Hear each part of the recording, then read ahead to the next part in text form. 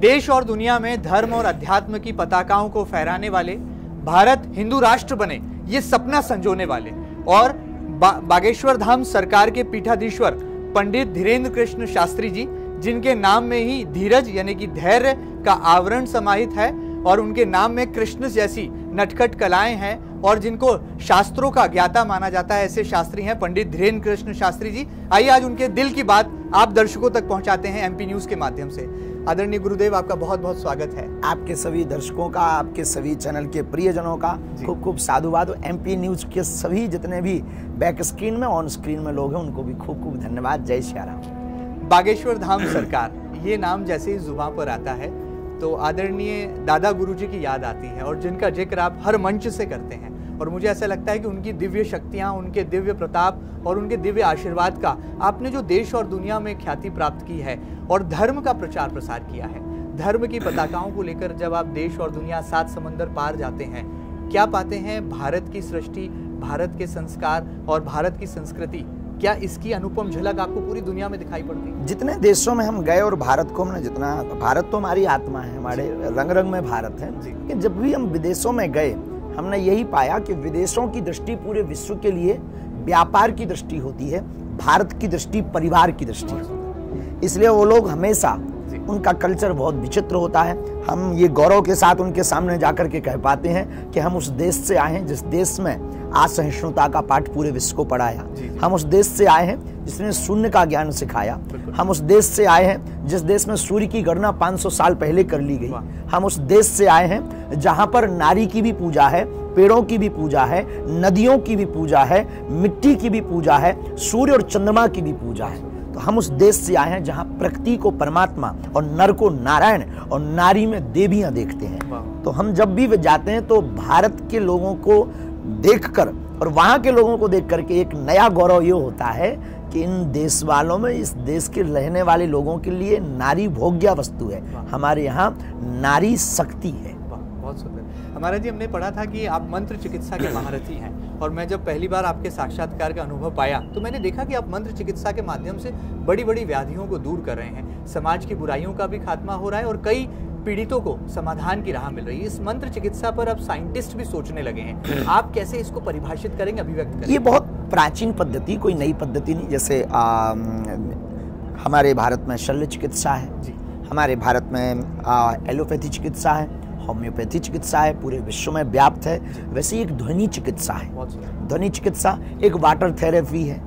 हमारे पास में वेदों की प्राचीन जो है मंत्र, जिसे शब्द थेरेपी कहें, मंत्र थेरेपी कहें, हीलिंग कहें, अंग्रेजी में उसको हीलिंग कह दिया। हमारे पास वही प्राचीन पद्धति है। हम अपने आराध्य को स्मरण करके, उसके मनोबल को अपने से कनेक्ट करके और आदि जगत गुरु शंकराचार्य की जो परंपराएं, परकाया प्रवेश आदि की परंपराएं, उससे कुछ मिलता जुलती चीजें, उसके मनोभाव को समझकर, उसकी जिज्ञासाओं को समझकर, उसके ब्रेन को डिटॉक्स करके और एन कैन प्रकार उसके अंदर उतना आत्मबल भर दिया जाता है कि तुम्हारा रोग है वो बहुत कमजोर है और तुम बहुत मजबूत हो। वो अंततोगत्वा उस पद्धति से व्यक्ति शुद्ध स्वस्थ होने लगता है और लोग कहते हैं चमत्कार हो गया। अच्छा, आप युवा संत हैं और जब हम आपको देखते हैं तो युवा कदम ताल करते हैं आपके पीछे। आपकी फोटो को सोशल मीडिया पर वायरल किया जाता है, मिलियंस ऑफ व्यूज आपके एक छोटे से वाक्य पंक्ति पर आ जाते हैं। भारत भी एक युवा राष्ट्र है, मुझे ऐसा लगता है कि आप भी शायद सबसे ज्यादा युवा किसी देश में पाए जाते हैं तो भारत में पाए जाते हैं। तो आज के भारत के युवा को आप कैसा देखना चाहते हैं? प्रभु श्री राम जैसा जो कि मर्यादा पुरुषोत्तम है, या प्रभु श्री कृष्ण जैसा? हम दोनों का मेलजोल चाहते हैं। राम सी मर्यादा हो पर कृष्ण सी लीला हो, कृष्ण सा नटखटपन हो, कृष्ण सी उदारता हो, भगवान कृष्ण जैसी संपन्नता हो। भगवान श्री कृष्ण भी कम नहीं, भगवान श्री राम भी कम नहीं। पर हम भारत के युवा को जिस दृष्टि से देखना चाहते हैं वो अलग दृष्टि से। हम भारत के युवा को विवेकानंद की दृष्टि से देखते हैं। हम भारत का युवा राम और कृष्ण से समाहित चाहते हैं, पर उसमें ऊर्जा विवेकानंद जैसी है, उसमें धैर्य प्रभु श्री राम जैसा हो, उसमें चंचलता भगवान कृष्ण जैसी हो, लेकिन उसमें वीरता हनुमान जी जैसी हो। और वर्तमान का भारत का युवा नशा और मोबाइल के एडिक्शन में फंस गया है। इस देश के लिए सबसे बड़ा घातक है, क्योंकि विश्व का एक अनोखा एक देश भारत है जहाँ सबसे ज़्यादा युवा पाए जाते हैं और सबसे ज़्यादा मूवी, थिएटर, मोबाइल के एडिक्शन और ड्रग्स एडिक्शन में सबसे ज़्यादा फंसने वाले देश का नाम भी भारत के युवा है। इसलिए हम इस देश के लोगों को, इस देश के युवाओं को उस नशा से हटाकर भक्ति के नशा में डालना चाहते हैं। इसलिए हमने अपने जीवन को ऐसा रूपांतरित किया है और अपने जीवन को ऐसा चलाना चाहते हैं कि वो प्रेरित हों, जो नशा हमने पाया, जो आनंद हमने पाया, वो खुद पाएं। हम जब बागेश्वर धाम सरकार की कहानी, उनके जीवन के सफरनामे को देखते हैं तो हम देखते हैं कि युवा अंत्योदय से प्रथमोदय की कहानी को गढ़ता है। और आपने जो संघर्ष जीवन में जिया है, मुझे लगता है एक आम आदमी, भारत का एक आम नागरिक, उससे रोज दो चार हो रहा है संघर्ष के जीवन में जो है, लेकिन भक्ति एकमात्र ऐसा माध्यम है जो उसे अध्यात्म से जोड़ रहा है, आत्मसंतुष्टि का भाव दे रहा है। जो महान हुए, चाहे वो महावीर हो, उनको भी लोगों की अवहेलना सहनी पड़ी, संघर्ष झेलना पड़ा। बुद्ध को भी झेलना पड़ा, बुद्ध को लोगों ने पागल कहा, महावीर को पत्थर मारे, कुत्ते छोड़े गए, मीरा को विष का प्याला पीना पड़ा, सूरदास को भी कुएं में गिरना पड़ा, घर त्यागना पड़ा, तुलसीदास को भी परिवार त्यागना पड़ा। जितने भी महान लोगों के हम चरित्र को उठाएंगे, सबने संघर्ष झेला। महान बनने की पहली सीढ़ी ही यही है कि आपको संघर्षों से पार जाना है। और हम आज जिस रास्ते पर हैं, यहाँ भी संघर्ष कर रहे हैं। कभी कोई नया संकट आता, कभी विदेशी संकट आते, कभी भारत के ही कुछ कुठाराघात करने वाले लोग आते, वो तरह तरह के रूप बदल करके आते, कभी किसी रूप में शत्रु आता, कभी किसी रूप में। आज भी बहुत धैर्यता के साथ, बहुत विवेक के साथ, गुरु कृपा के साथ उनको पार जाना ही निपुणता है, यही इंसानियत है। इंसान का इंसान बनना ही महत्वपूर्ण है।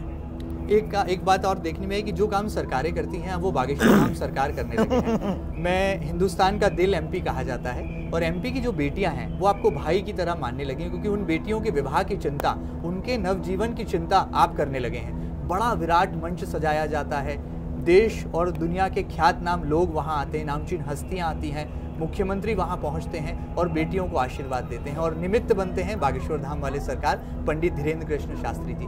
कैसे कर पाते हैं, कल्पना कैसे मन में आई, इसको थोड़ा विस्तार। ये हमारी जीवन की एक निजी घटना थी, उसने हमको प्रेरित किया। हमने अपने जीवन में जिन घटनाओं से सीखा, उसको बड़े रूप में लोगों तक पहुँच करके हमारा ध्येय यही रहा कि ये चीज़ जो हमने भोगी वो लोग ना भोगे, जो हमने झेला है वो लोगों को, हमसे जुड़े हुए लोगों को ना झेलना पड़े। हमारी बहन की शादी थी और उस वक्त पिताजी कुछ करते नहीं थे, हमारा अस्तित्व बहुत शून्य था, आज भी शून्य है, गुरु कृपा है बस। तो बहन जी के विवाह के लिए बहुत जगह परेशान भये, लोगों से उधार मांगा। हमारे घर पे एक भैंस थी, उसको बेचा, 16,000 रुपये हमें याद है उससे प्राप्त हुए। तब भी हमारे जीवन में जो बहन की शादी थी, लगभग उस वक्त का खर्चा मात्र 60-70 हज़ार, पूरी शादी निपटानी थी, कुछ सामग्री भी देनी थी, उपहार भी देना था, भंडारा भी करवाना था। परिस्थितियाँ ठीक नहीं थी, उधार नहीं मिल रहा था। तब उस वक्त एक जो भाई की तड़पन थी ना कि हम क्या कर पाएँ, और उस वहाँ का एक वाकया हमें याद है कि दीवार लेखन करने वाला 250 और 500 रुपये लेता था, जो दीवार पर शुभ विवाह आदि और वर कन्या का नाम लिखता था। तो वो हम नहीं बुला पाए, तो गांव के एक व्यक्ति को बुलाकर नील को घोल कर एक नील आती थी जो कपड़ों में डाली जाती, उससे दीवार पर लिखवाया था। तो वो लिख रहा था, हम सामने खड़े थे। दूसरे दिन बारात आनी थी, तो हमने वहीं खड़े खड़े प्रण लिया, कभी ईश्वर ने अगर हमें सामर्थ्यवान बनाया तो जो हमने भोगा है वो कभी किसी भाई को ना भोगना पड़े, और इस प्रकार के किसी भी भाई को कष्ट ना सहना पड़े। जितनी सामर्थ्यता रहेगी हम उतनी मदद करेंगे। भगवान ने धीरे धीरे समय चक्र बदला, हमारे जीवन की यात्रा में कुछ अच्छे लोग जुड़े, कुछ बुरे कुछ अच्छे जुड़े। उन लोगों की भावनाएं थी कि हम आपको कुछ दें। हमने सोचा कि हम धनराशि ले भी लेंगे तो इनकी सुरक्षा कौन करेगा। आश्रम बनाने का हमारा सिद्धांत नहीं है, न उसमें हमें बहुत ज़्यादा मजे आते हैं। हमें आनंद आता है खिलाने में और उड़ाने में। अब करें क्या, अर्थ का दुरुपयोग भी ना हो, सदुपयोग हो, साधु भी हैं, तो अब करें क्या। तब हमारे मन में आया कि जो प्रण वो लिया था वो पूरा किया जा सकता है। तो धीरे धीरे 5 वर्ष हो गए, पंचम कन्या विवाह महोत्सव हुआ है। कभी 21 कन्या, कभी 51 कन्या, 121, फिर 125, अब 151 से ज़्यादा 55 बेटियों का विवाह हो गया। अब अगले वर्ष 251 का करें। धीरे धीरे क्रम जहाँ तक चला जाएगा, ईश्वर जितनी सामर्थ्यता देते रहेंगे हम करते हैं। लोग हमें दक्षिणा देते हैं, हम उनको 1-1 रुपया कुछ संजो करके रख लेते हैं। अभी हमारे यहाँ जो कथा के यजमान हैं, मनोरथी हैं, हमारे प्रिय अक्षत जी, तो वो हमको मिले, तो ऐसी चर्चा चल रही थी कमरे में जो चलती है गुरु चेले में। बोले गुरु जी हम कुछ लोगों को मिलाएंगे, धाम के लिए व्यवस्था बनेगी। तो हमने उनको यही कहा कि और तो सब ठीक है, 251 बेटियों का विवाह है, इंदौर के द्वारा अपन वो करवाएंगे। तो हमारे मन में जब भी रहता, कोई भी आता और हमारे लिए कोई कहता, जैसे एक सज्जन आए परसों, उन्होंने कहा कि एक मोबाइल हम आपको देते हैं। हमने दिमाग लगाया, 1-1.5-2 लाख का दिमाग मोबाइल देंगे, अपने राम जी चलाते, कितनी थपच्ची चलाएंगे, ज़्यादा अपना उपयोग है, चलाते हैं पर अति नहीं चलाते, करेंगे का। तो हमने उनको कहा जितना आपको मोबाइल देना उतना नगद दे दो, हम धर लेंगे, बेटियों के विवाह में लेंगे। तो ये प्रकल्प हमारे जीवन में ऐसे प्रारंभ हुआ और आज एक विराट संकल्प बन गया। उन बेटियों का भाग्य है कि इस वर्ष के कन्या विवाह में गांव के गायक से लेकर के बॉलीवुड में सोनू निगम वो भी आए, गांव के छोटे आदमी से लेकर के भारत का सबसे बड़ा आदमी मोटा तगड़ा खली भी पहुंचा, गांव के सरपंच से लेकर के प्रदेश के मुख्यमंत्री भी पहुंचे, छोटे से गांव के महात्मा से लेकर के चिन्ना जियर स्वामी हैदराबाद वाले भी पहुंचे।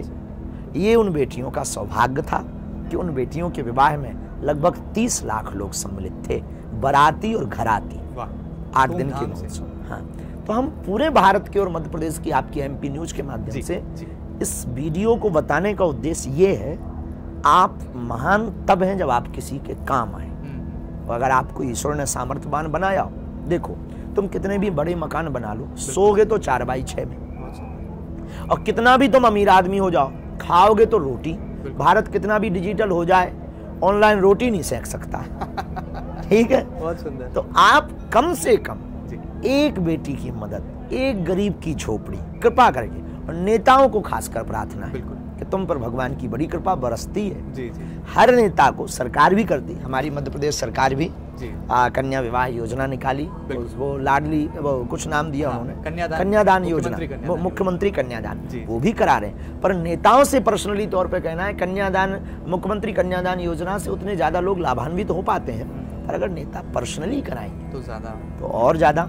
और हम तो अगली बार जो विचार है, आपकी न्यूज पे पहली बार खुलासा कर रहे हैं, हमने अक्षत को भी कहा था कि हमको आदिवासी बेटियों का विवाह कराना, और कम से कम 101 आदिवासी बेटियां, वो भी जंगल से हम ढूंढ के लाएंगे। जंगलों में रहने वाले जो वो आदिवासी नहीं है ना, वो वनवासी है, हमने उनको नया नाम दिया अनादिवासी। क्या बात है, वो कल्पना आपकी। अच्छा, हमने देखा आप दिल से सोचते हैं, और जब मानव जीवन का कुछ रिसर्च करते हैं, शोध कार्य करते हैं, केस स्टडी निकालते हैं, तो दिल से सोचने वाले धोखा भी खा जाते हैं, धोखा भी पाते हैं। आपके साथ भी कोई ऐसा वाकया हो, क्योंकि हर निर्णय आप दिल से सोच कर लेते, दिमाग नहीं अभी भी हमारे साथ होता है। कुछ लोग हमारे पास बहुत प्रिय बनकर आते हैं, हमारे शुभ चिंतक बनकर आते हैं, बाद में हमारे नाम से फ्रॉडगिरी करते हैं, हमारे नाम को खराब करते हैं, धाम के नाम को खराब करते हैं, चले जाते हैं। कुछ लोग नेताओं के लिए फोन लगवाने आते हैं, कुछ लोग टिकट के लिए चले जाते हैं, कुछ लोग नेम फेम कमाने चले जाते हैं, सब प्रकार के आते हैं। लेकिन हमारा सिद्धांत, हम तो भाई देखो धारा है, जो हाथ धो ले सो धो ले,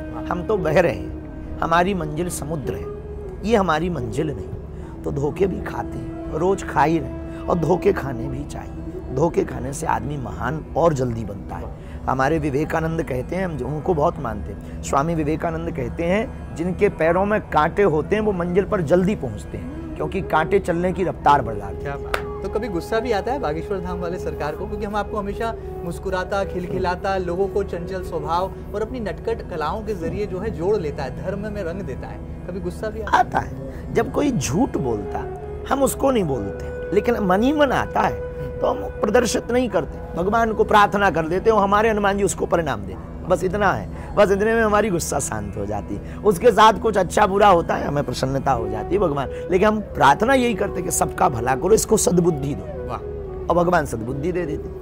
MP न्यूज का एक नन्ना दर्शक है, नन्ना एंकर है, वो ये पूछना चाहता है पंडित धीरेन्द्र कृष्ण शास्त्री जी से, यदि इस देश की कमान एक दिन के लिए बागेश्वर धाम वाले सरकार को दे दी जाए, यानी कि पीठाधीश्वर जी के हाथों में देश की कमान दे दी जाए और आपको एक दिन के लिए प्रधानमंत्री बनाया जाए, तो वो कौन सा एक ऐसा कड़ा फैसला होगा जो कि पंडित धीरेन्द्र कृष्ण शास्त्री जी उस कुर्सी पर? पहले तो ये कोई गारंटी ले कि एक दिन का प्रधानमंत्री बनाए।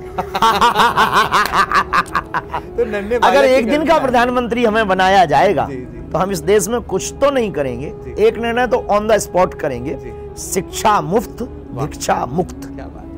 शिक्षा मुफ्त होनी चाहिए, भिक्षा मुक्त भारत होना चाहिए। और अगर देश का युवा शिक्षा गुरुकुलम पद्धति की पालेगा तो ना उसे आपके रसोई घर की जरूरत है, ना आपके मकान की जरूरत है, ना आपकी सड़कों की जरूरत है। अगर हमारे भारत का युवा शिक्षा योग्यता पालेगा तो वो अमेरिका में नौकरी करके भारत में मकान बना लेगा। वाह, बहुत सुंदर। अभी लोकसभा के चुनाव चल रहे हैं, देश में चयन की बातें हो रही हैं, राजनीतिक वार प्रतिवार हो रहा है। एक विचारधारा है जो make in India, made in India की बात कर रही है, एक भारत जोड़ो की बात कर रही है। क्या लगता है राजनीति पर हमारा कोई हमेशा कोई प्रत्युत्तर नहीं होता, मौन रहते हैं। राजनीति हमारा विषय नहीं, अध्यात्म हमारा विषय है, लोगों को जगाना, मोटिवेट करना हमारा विषय है। अच्छा, गढ़ा को आपने इतना बड़ा पर्यटन केंद्र बना दिया, मध्य प्रदेश और छतरपुर जिला चमक उठा है पूरे देश से, लेकिन अभी हमारा गांव नहीं चमका, हमें दुख है इस बात का। सरकार से कोई मांग करना चाहेंगे मुख्यमंत्री डॉक्टर मोहन यादव जी से, क्या मांग होगी? उनसे तो हम पर्सनली भी कह सकते हैं, मांग की आवश्यकता नहीं। हमारे गांव में 4-5 चीजों की उनसे हम बहुत पर्सनली तौर पर हमारे बहुत प्रिय हैं, अभिन्न है और उनकी बहुत निष्ठा है। बागेश्वर बालाजी के प्रति बहुत निष्ठा है, वो जब भी मिलते हैं बालाजी की चर्चा करते हैं। और वर्तमान समय में जो मध्य प्रदेश के मुख्यमंत्री डॉक्टर मोहन यादव जी स्पिरिचुअल आदमी, आध्यात्मिक आदमी, जमीन से जुड़ा हुआ आदमी। कल हम इंदौर में 10 बजे थे और वो इंदौर आए थे, उन्हें खबर लगी कि गुरुजी की कथा चल रही, तो वो 10 बजे मिलने चले, निवास पे आ गए। फिर कहीं जाना भी था, तुरंत चले गए। इतनी व्यस्तता के बाद भी वो अपने कर्तव्य नहीं भूलते, आचार्यों का सम्मान करना नहीं भूलते, संतों का सम्मान करना। ये एक मुख्यमंत्री की हम तारीफ नहीं कर रहे, पर व्यक्ति के व्यक्तित्व की बिल्कुल तारीफ होनी चाहिए। तो उनको तो हम पर्सनली कह सकते हैं, प्रार्थना कर सकते हैं एक मध्य प्रदेश का वोटर होने के नाते। पर हमारे गांव में अभी रोड की दिक्कत है, लाइट की दिक्कत है, पानी की दिक्कत है, सुलभ की दिक्कत है, हॉस्पिटल की दिक्कत है। हमारे यहाँ पर अभी कनेक्टिविटी नहीं है बहुत मजबूत, उसकी दिक्कत है। 4 लाइन जाम बहुत लग रहा है, तो 4 लाइन की भी ज़रूरत है। हमारा गाँव पर्यटन मतलब नाम बड़े और दर्शन छोटे जैसे हो गए। आपके प्रताप से, बागेश्वर धाम बालाजी के प्रताप से बहुत जल्दी होगा, ऐसी उम्मीदें की जा सकती है। अब आपका वीडियो चल जाए। चलिए आगे बढ़ते हैं। बहुत ही आपकी जो नटखट कलाएं आए हैं, यही जो है मुझे लगता है पूरे देश और दुनिया का दिल जीत लेती हैं। एक नन्ना दर्शक है, वही पूछना चाहता, आपके पास वाईफाई है, वो गदा है, वो बहुत दिन से आपने दिखाया नहीं है कहीं, वो जो नहीं रखते हैं बहुत लोग स्पर्श करने। सिग्नल कैसे आ रहे हैं? पर्याप्त आ रहे हैं? बहुत पर्याप्त आ रहे हैं। बहुत लोग स्पर्श करते थे, तो उससे बचने के लिए वो पवित्र रहे। पवित्र चीज पवित्र रहनी चाहिए। तो वो चूंकि प्रदर्शन का विषय नहीं है, दर्शन का विषय तो है, कथा में भी रहता है, दरबार में भी रहता है। तो अगर आपको देखना है तो दरबार में आओ, 2 तारीख को इंदौर में लग रहा है। अच्छा, दादा गुरुजी को कितना मिस करते हैं? क्योंकि मुझे ऐसा लगता है कि आपके जीवन में आपके पिता से ज्यादा आपको दादा गुरुजी का आशीर्वाद, जितना ये जो गुलदस्ता रखा, इसकी पंखुड़ी तोड़ने के बाद में ये पुनः जोड़ने के लिए ये मिस करेगी, उतने हमारे जीवन में गुरु का अस्तित्व है। क्योंकि हम पत्ते हैं, हमारी टहनी और हमारी जड़ हमारे गुरु, और हमने जो भी पाया वो अपने गुरु से पाया, और हमने जो भी समझा वो गुरु से समझा। हम पढ़े नहीं, कोई हमने बहुत बड़ी पढ़ाई नहीं की, हम उतने कढ़े भी नहीं, हमने जो पाया वो गुरु से पाया। चाहे वो दर्शन शास्त्र हो, चाहे वो कथा मार्ग हो, अथवा वो लौकिक जगत हो, अथवा वो फिर व्यवहारिक जगत हो, इन सबका जितना ज्ञान हमने पाया अपने गुरु से पाया। इसलिए हमारे जीवन में गुरु का उतना महत्व है जितना प्राणों में श्वास का महत्व हमारे लिए। और प्रत्येक व्यक्ति के लिए गुरु का इतना अगर महत्व हो जाए तो रंक भी राजा हो सकता है। बहुत सुंदर। 550 सालों का संघर्ष रहा और राम जन्मभूमि की लड़ाई, अंततः भारत में बड़ा इतिहास स्वर्णिम अक्षरों में लिखा गया। आप भी उस पवित्र भूमि पर पहुंचे थे, अयोध्या में जब राम मंदिर, रामलला विराजमान थे, प्राण प्रतिष्ठा हो रही थी, सामने बैठे थे कि रामलला आ गए हैं धरती पर? आ गए, उस दिन अद्भुत था, क्योंकि आपकी आंखों में हमने आंसू भी देखे थे और चेहरे पर एक ऐसी मुस्कान और अभिव्यक्ति देखी थी जो कह रही थी कि राम जी सामने ही है। वो दिन भूला नहीं जा सकता। देश का नया त्योहार थी, हमने उस देश को नई दीपावली कहा। तो देश ने नई दीपावली मनाई, और जिन दर्शन के लिए हमारे पूर्वजों की आंखें तरसते तरसते बंद हो गई, हम कितने भाग्यशाली कि हम लोगों ने खुली आंखों से वो प्रत्यक्ष नज़ारा देखा। और हमारी किस्मत और ईश्वर कृपा और हनुमान जी ही कृपा कर रहे थे कि हमको हनुमान जी ने और राम जी ने अपने सामने बैठाया। क्या बात। जो डी नंबर थी, पहले नंबर पे एकदम सीढ़ियों के पास, एकदम नज़दीक हमको बैठाया। ये हमारा सब बगल में पूज्य जगत गुरु भगवान मलुक पीठ वाले महाराज जी, पूज्य श्री अवधेशानंद जी, दीदी माँ जी, पूज्य श्री मोरारी बापू जी, श्री श्री जी चिन्ना जी और स्वामी जी हमारे बगल में, पूज्य श्री आगे अन्य महापुरुष विराजमान थे। लेकिन ये सभी महापुरुष और हमारा सौभाग्य, हमारी अवस्था क्या है, हमारी औकात इनके सामने कुछ भी नहीं। ठीक वैसे ही है जैसे सूर्य के सामने दीपक की सामर्थ्य था, दीपक का कब जगहों का लगे। हाँ, लेकिन उनकी कृपा, गुरु प्रसाद ये था उनको मिला। तो रामलला तो आ गए, कृष्ण लला का भी ऐसे ही देखने की तैयारी, इंतजार है। अच्छा, हमने सुना है कि बजरंगबली जी के पास संजीवनी बूटी थी, वो लेकर के आए थे, और आपके पास भी एक संजीवनी है, और आप हनुमान जी से इंटरैक्ट करते हैं जब आपको वक्त मिलता है। इन बातों में सच्चाई है? कई वेबसाइट्स में, कई इंटरनेशनल वेबसाइट्स में इस बात पर रिसर्च की जा रही है कि आपकी और हनुमान जी की इंटरैक्शन होती है। हमने देश को बोलना भी चाहेंगे, अभी हमने देश को चमत्कार दिखाने के लिए अपने आप को प्रचारित नहीं किया। हमने देश को ये बताया कि स्पिरिचुअल पावर क्या है, आध्यात्मिक शक्तियां क्या है, आध्यात्मिकता में ताकत क्या है। हमारे पास जो चेतना है, जो कनेक्टिविटी है, या जिसे आप परकाया प्रवेश कह लीजिए, या इनलाइटेड कह लीजिए, या आप ये कह लीजिए कि हमारे पास जो शक्ति है, विद्या है, कोई कहता टाइम ट्रेवलिंग है, कोई कहता माइंड रीडिंग है, आप जो नाम दें, हमें उससे कोई फर्क नहीं पड़ता है। लेकिन हम ये कहना चाहेंगे कि इस देश में आज भी अध्यात्म है, और हमने आपकी मीडिया के माध्यम से भी हम कहते हैं कि इस देश में लोगों के मन की बात बता देने से, पर्चा बनाने से भारत का कल्याण नहीं होना है। हमारे पास जो कृपा है उसका सदुपयोग भारत सरकार के रक्षा मंत्री को भी करना चाहिए कि भारत में आगे क्या हो सकता। हम क्लियर तो नहीं बता सकते, पर संकेत में बता सकते हैं कि ये चीज यहाँ ऐसे घटित हो सकती है, और भारत के वैज्ञानिक इसरो को भी हमारी मदद लेनी चाहिए। एस्ट्रोनॉट जो अंतरिक्ष यात्री है उसमें हम मदद कर सकते हैं, जो हमारे पास चेतना है। हम ये नहीं कहते कि हम 100% सही हैं, पर हमें ये पता है कि हाँ ठीक है। तो ये साइंटिफिक पावर के सामने स्पिरिचुअल पावर, आपको लगता है भविष्य में भारत जैसे हरफनमौला देश को विश्व गुरु बना सकती है? ये दोनों पावर का अगर कॉम्बिनेशन बन जाए, में जुड़ जाए, क्योंकि हमारे पास वो जो है वो भी एक पराविज्ञान है। विज्ञान का प्रारंभ पराविज्ञान से हुआ। ये हमारे पास अध्यात्म विज्ञान है, विज्ञान दोनों है। ज्ञान और विज्ञान में अंतर क्या? जान लेना ज्ञान है, प्रकट कर देना विज्ञान है, बस इतना अंतर है। तो हमारे पास पराविज्ञान है, जो हमारे पास स्पिरिचुअल पावर है, जो आध्यात्मिक पावर है, जो चेतना बल है, जिससे हम कनेक्ट होते हैं शक्ति से। अब वो हनुमान जी हैं या कौन है, हम इतना जानते हैं कि जिससे हम कनेक्ट होते हैं वो दूसरों का भला करते हैं। अच्छा, आप युवा संत हैं, आप तो क्रिकेट भी खेल लेते हैं, ये कौन सा स्टाइल है आपका कि आपको हम जब सोशल मीडिया पर देखते हैं तो गेंदबाजी ऐसी करते हैं कि बल्लेबाज शकरगंदी हो जाता है, और जब बैट घुमाते हैं तो गेंद बाउंड्री के पार चली जाती है? ये बचपन से है या फिर ये धीरे धीरे आपने इसको डेवलप किया? धीरे धीरे डेवलप किया, और जीवन में जिसकी मस्ती जिंदा है उसकी हस्ती जिंदा है, वरना जबरदस्ती जिंदा है। तो आप खिलाड़ी भी हैं, आप संत भी हैं, आप बहुत नहीं, हम खिलाड़ी नहीं हैं। अच्छा। हम क्रिकेट के लिए, हमारा क्रिकेट पसंद है सिर्फ स्वास्थ्य को ठीक रखना। हमको बहुत ज्यादा सिटिंग है, बैठना बहुत ज्यादा है, तो क्रिकेट हमारा प्रिय इसलिए क्योंकि वो हमारी बॉडी को व्यायाम देता है, उससे भी हम एनर्जी लेते हैं। तो हम व्यायाम के लिए क्रिकेट खेलते हैं। क्रिकेट हमारा शौक नहीं, और क्रिकेट हमारा लक्ष्य नहीं। क्रिकेट अनिश्चितताओं का खेल इसलिए प्रिय है, और वो हमारी बॉडी को व्यायाम देता है, तो हम खेल लेते हैं। हम खिलाड़ी भी नहीं है, हम एक ही हैं, सनातन के सिपाही। अच्छा, आपके अनुयायी कहते हैं कि वो आपसे मिलते हैं तो आप उनके हर सपने को साकार कर देते हैं, उन्हें ऐसा समाधान का राह दिखा देते हैं, आशीर्वाद देते हैं। क्या आपका भी कोई ऐसा सपना है जो आपको लगता है ये अधूरा है, इसे बहुत जल्दी पूरा करना है? हिंदू राष्ट्र। वाह, तो लगता है इस संकल्प को पूरा कर पाएंगे आप? एक दिन ऐसा आएगा, जीते जी कोशिश करेंगे, जीते जी कोशिश करेंगे, मरने के बाद फिर जन्म लेंगे अगर नहीं होगा तो। वाह वाह।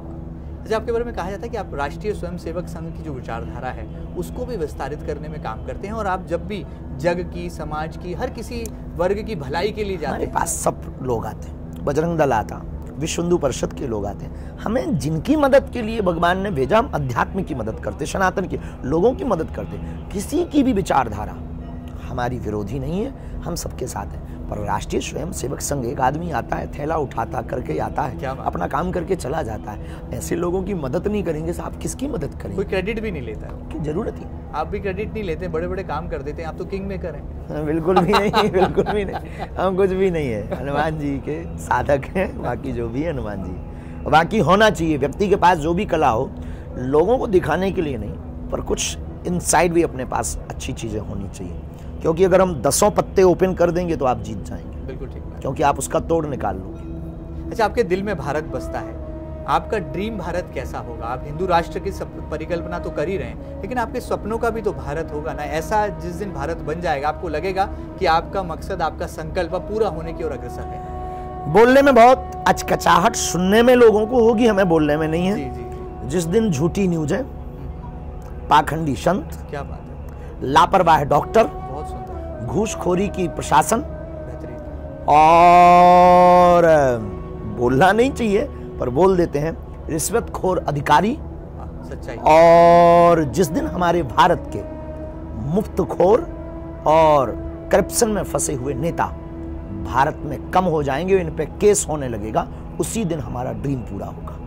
स्वामी प्रेमानंद जी हैं, वो एक बार आपका जिक्र कर रहे थे तो बड़ा खुश हो रहे थे, कह रहे थे बहुत सुंदर हैं, बहुत युवा हैं, सबको चंचलता से धर्म से जोड़ देते हैं। कैसा लगता है उसे वयोवृद्ध संत और इतने विपरीत परिस्थितियों में भी जो है आपका उन्होंने जो संघर्ष करके भगवत कृपा से उन्होंने अनवरतता बनाए रखी, वो हमें बहुत अद्भुत लगी। एक तो वो संतों के शिरमौर बने, अद्भुत महापुरुष है। दूसरा, उनकी चेतना बल बड़ी प्यारी है। तीसरा, उनके पास इतनी सब कुछ प्रसिद्धि पाने के बाद भी विचलितता नहीं आई, ये हमको बहुत आकर्षित की। और हमारे मन में शुरुआत से ही उनके प्रति, संतों के प्रति निष्ठा है, उनके प्रति अपार निष्ठा है। पर पूज्य प्रेमानंद बाबा जी ने जो भी कार्य युवाओं में किए, युवाओं में एक नई पद्धति प्रारंभ की, नाम संकीर्तन बढ़ाया, वो बहुत अद्भुत था। तो बाबा है, श्री प्रिया जी के बहुत कृपा पात्र हैं। भगवान करे उनको किसी की नजर ना लगे और वो दीर्घायु हों, जितने ज्यादा दिनों तक हम सबके बीच में रहेंगे, क्योंकि शिष्य और भक्त हमेशा अपने गुरु को लंबा देखना चाहता है, और शिष्य और भक्त की कामना भी यही होनी चाहिए कि जिसको वो मानता है वो बहुत दिनों तक पृथ्वी पर टिके, ताकि दर्शन करने का सौभाग्य हो।